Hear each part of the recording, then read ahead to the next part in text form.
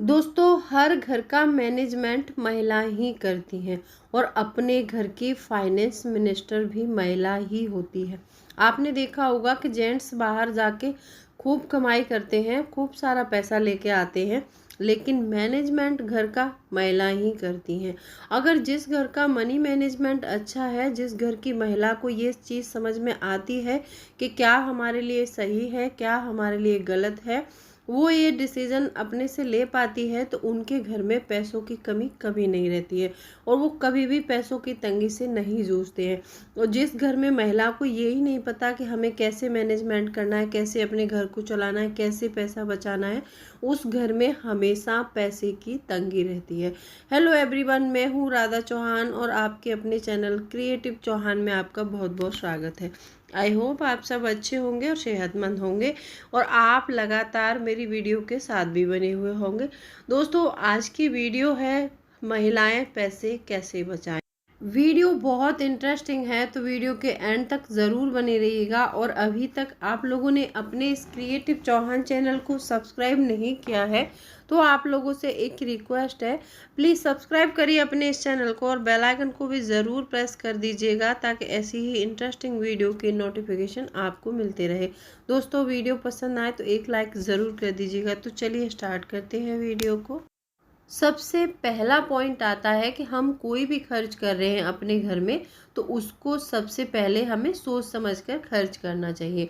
कई बार ऐसा होता है कि कुछ बड़े खर्चे होते हैं और हमें लगता है कि ये ज़रूरी है, शायद वो इतने ज़रूरी नहीं है, अगर हम उनको नहीं करेंगे तो भी हमारा काम चल जाएगा।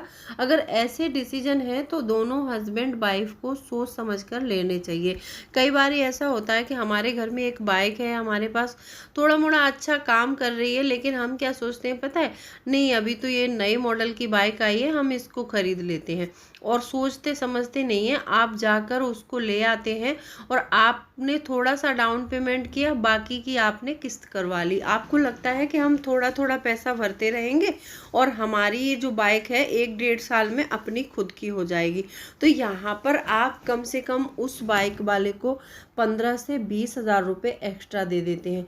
जो बाइक नगद में आप 1,30,000 की खरीद सकते थे, वो आपको 1.5 लाख रुपए के समथिंग मिलेगी, क्योंकि वो जो उसका ब्याज होता है ना, वो पहले ही आपके मूलधन में जोड़ दिया जाता है, फिर उसके हिसाब से आपके लिए किस्त बना देते हैं। तो ये आपके लिए अच्छा डिसीजन नहीं है। अगर आपके पास एक पुरानी बाइक है, उसमें थोड़ा सा पैसा लगा लो, वो अच्छी हो जाएगी, अच्छा काम करेगी, तो कम पैसों में आपका काम चल सकता है। ऐसे ही बहुत सारे ऐसे डिसीजन होते हैं और ऐसे खर्चे होते हैं जो हम मतलब जाने अनजाने में कर देते हैं, तो आपको ऐसा नहीं करना चाहिए। क्योंकि यदि हमारे पास बाइक है पहले से और हमारा काम चल रहा है, तो हमें काम चलाते रहना चाहिए। ज़रूरी नहीं है कि हम 1.5 लाख रुपए खर्च करके नई बाइक लेंगे तब हमें लगेगा कि हमने बाइक खरीद ली है और हम बहुत अच्छा कर रहे हैं। ऐसा कुछ नहीं होता है। तो ऐसी चीज़ों पर अपने पैसे को बर्बाद ना करें। यदि कोई भी बड़ी चीज़ लेनी है तो उसका डिसीजन सोच समझ कर लें, और आपको लगता है कि आपके पास वाकई में बाइक है नहीं और आपको वाकई में ज़रूरत है, तो आप ऐसी सिचुएशन में ले सकते हैं। लेकिन फिर भी आपके पास जो पुरानी बाइक है उससे काम चलाओ। अगर आपको और भी ज़्यादा क्रेविंग हो रही है नई लेने की, तो उसके लिए पहले से थोड़ा थोड़ा सेविंग करते रहो।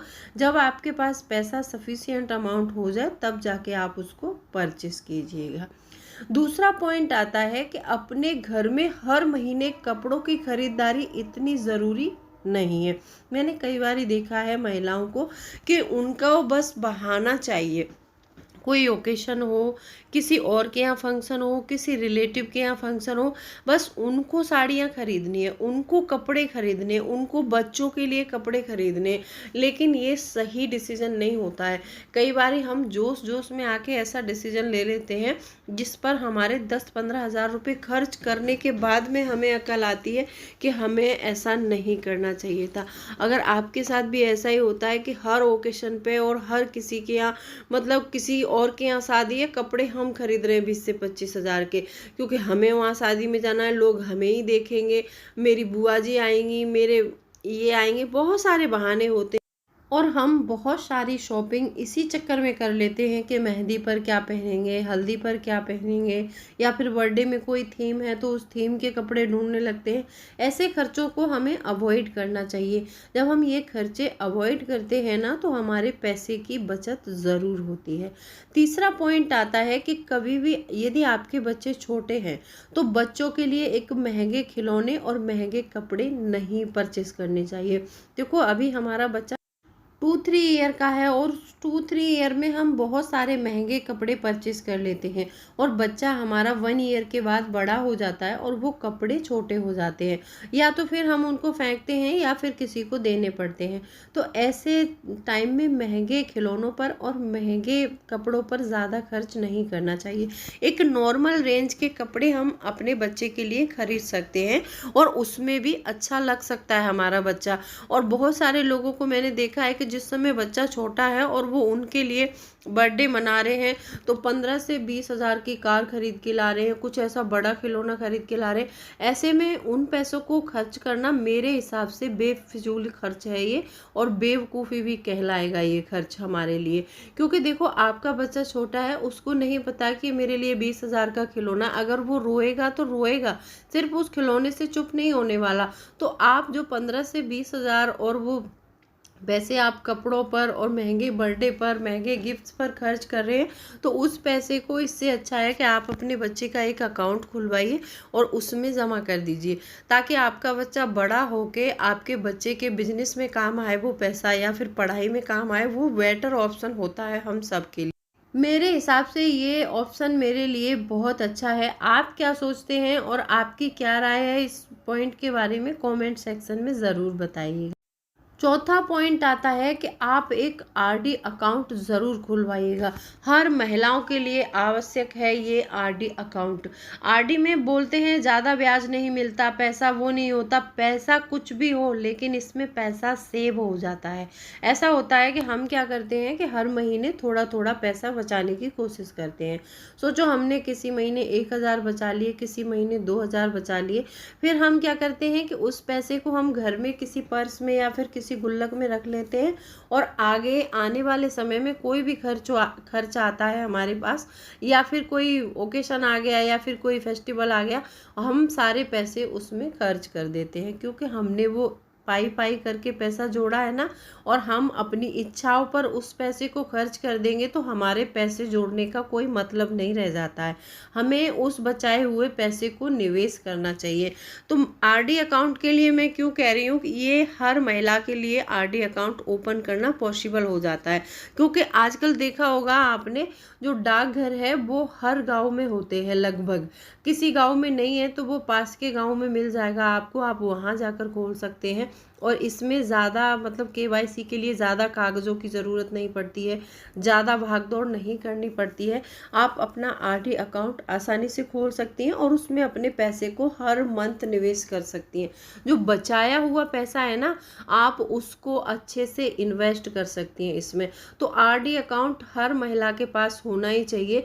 मैंने भी 3 साल पहले अपना आरडी अकाउंट खोला है, और आप हमेशा ये याद रखिए कि आरडी को ज़्यादा लंबा नहीं खोलना है। 2 साल से ज़्यादा नहीं तो 3 साल से ज़्यादा हमें आरडी नहीं करनी चाहिए।